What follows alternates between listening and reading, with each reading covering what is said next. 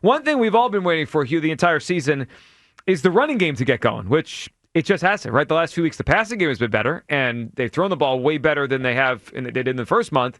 That run game, though, it's been stuck in mud the entire year. Are you still expecting the run game to break out? Yes. I still think that Saquon's the back that he was last year. I think the offensive line has had their issues.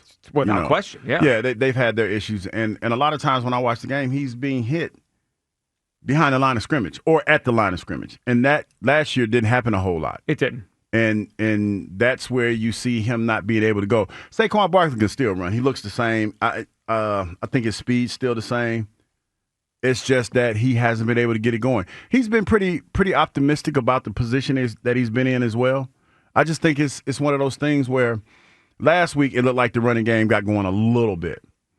And I think it's something that as we go through this and we try to figure it out, it'll become more prevalent once we establish the fact that we can throw the ball better on a consistent basis. Did you feel the running game was better last week? It didn't. I mean, they had the one run early where Saquon got about 9, and then that kind of set up the 4th and 4 shot to AJ in the first quarter. But it didn't feel like that. I mean, last week, 18 for 44. It's 2.4 carry. See, here's the reality for me, Joe. And this is how I look at it. And I'm looking at it from a defender's perspective, as a D lineman in the trenches. If I don't believe, like, he's thrown the ball better in the last couple of weeks, but I don't believe it to be true. I don't believe that you can beat me that way on a consistent basis. Right. So as a lineman, as just a defensive lineman, I'm playing to stop the run because I don't think you're that good. And this is just me, people. Don't get all up in your feelings. This is how I'm thinking about it. If I was playing in this game in this day and age, this is how I would think about it. Hurts, hater, Hugh. I mean, I hear it. Yeah. See, when you do stuff like that, that don't help. That don't help the people out there that are listening to me. But I don't think that Hurts can beat me on a consistent basis throwing the football. I don't believe that. And even though the last couple of weeks it looks different, I think the league agrees with the way you're framing it. That's the way the league seems to play them. Because think about it, people. You're playing to stop the run every week. And the last couple of weeks, he's thrown the ball better. But you don't believe it's sustainable. That's how they're playing. Like think about it like this. If we're a blitzing team and we blitz a quarterback every play, we're blitzing the hell out of him. And he starts to gash us. Like if he's starting to figure out the holes in our blitzes and we throw the ball and he's getting us, after a while, we're going to stop blitzing. You would think. And we're going to start playing coverage because he's killing us on the back end. Sure. It hasn't been that yet because every game, if you look at it, even though we won last week, the score was 28-22. And there were missed opportunities, I might add, in that game when we played Minnesota that Carson Wentz missed, that they felt like they had a chance. And if you look at that defense, as much as they threw the ball, they didn't stop playing the run. Like, think about it like that. They didn't stop playing the run. They still played to stop the run. And they were in a tight game.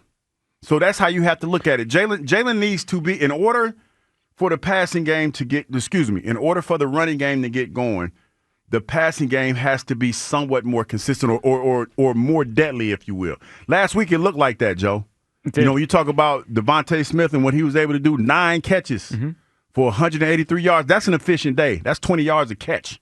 It was a great day. It really was. So I have stopped expecting the run game to have an epiphany and a huge change. And now, will it be better down the stretch? I would think it'd be better than what it has been. And Saquon's averaging, 50 yards a game? Yeah.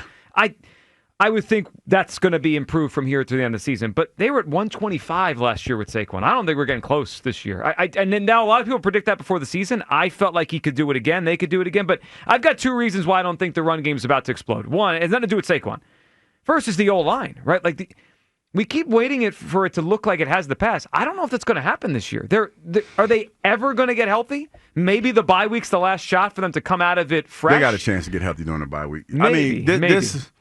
Like going into this, 5-2, 6-2, speaking into existence, 6-2 is a good spot to be in. 6-2 is a good record, yeah. And now you get a chance to get healthy, recharge your battery, step away from the game a little bit, and get ready for that run. Still, even though, you say we have the gauntlet, nobody scares me, and nobody's put themselves in a situation in the last couple of weeks that they look like they're world beaters. Now, Dallas looks better. Yeah, Dallas looks better. Dak looks better. That schedule, you have to now throw the Dallas game in there because it's Green Bay, Detroit, Dallas, 3 in a row. Yeah, Dallas looks better.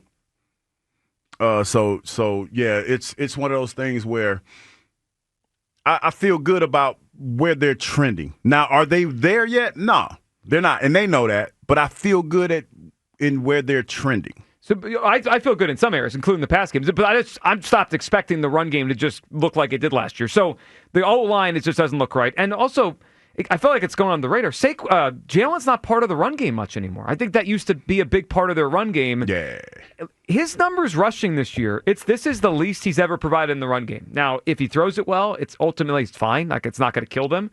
He just doesn't. He hasn't done it much. I don't know if that's his body's slowing down. They don't want him to do it as much as he ages a little bit, or if they just haven't put it in the offense. He's averaging 26.4 rushing yards a game, Jalen Hurts. His other years as a starter, 52, 50, 35, 42. I mean, this is way different. I mean, he usually is at 40 or more a game.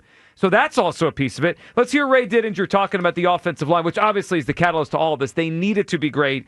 It has this year. Here's Ray on the O-line. I mean, it's a little bit of everything. I mean, Juergens, who was a Pro Bowl player last year, has not played well. I mean, there's just no sugarcoating it. I mean, he just hadn't played well, and I don't know if it's he underwent back surgery in the off season, and maybe some of that is still lingering. I mean, he's in the Giants game. I mean, he looked like he was on roller skates. I mean, the Giants' interior defensive line, they were just pushing him wherever they wanted him to go. So that's kind of where it starts. I mean, nobody's really talking about the center position, but that hasn't been good. Steen is a first-year starter who's had his ups and downs. You're right in identifying Dickerson. I don't know if people really appreciate how good Dickerson was, and I'm sure can be again. But, I mean, everybody's focused. When I talk about the offensive line, they always focus on Kelsey, which is obvious, and the two tackles, who were great. And they kind of took Dickerson for granted. And, man, you shouldn't. I mean, when he was healthy, he is really good. And the combination of he and Mailata on that one side, I mean, they were spectacular. Yeah, he's really referencing last year and what they have been. They're just not – the O-line is just not the same as it was last year. I don't know if Dickerson is going to have full health at any point this season. Juergens, we didn't talk much about it, had back surgery in the offseason. Maybe that's part of what's happened. And Steen's just probably not as good as Becton. So Kyle, I've stopped expecting it. I do think it'll get better. Saquon will probably have a 100-yard game at some point, but I thought they'd get back to that. And I don't know if it's going to happen. It's never going to look like last season, but I do expect some kind of regression toward the mean. Like back to regular? Yeah. I mean, like, it's not going to be like, because this is bad. Like, the run game is objectively bad. Which is we haven't seen that around here in a long time. But I guess really because I guess I'm kind of with you. Like, I don't think he looks like a reduced or diminished version of Saquon Barkley. A lot of it's the O-line for me. And I think if there's one unit that I give the benefit of the doubt to, it's going to be them. They'll figure it out. Yeah, I think they'll figure it out. Well, it would change the team if they figure it out. Because to me, that protects the defense. You could run the ball more. You can have time of possession. You don't have to ask Jalen to throw the ball as much. I mean, it just... now you kind of unpack last season. The two best units on the team were the defense and the O-line. Now, Saquon was the best player, but those were the best units on the team, and neither of them this year are as great as they were last year.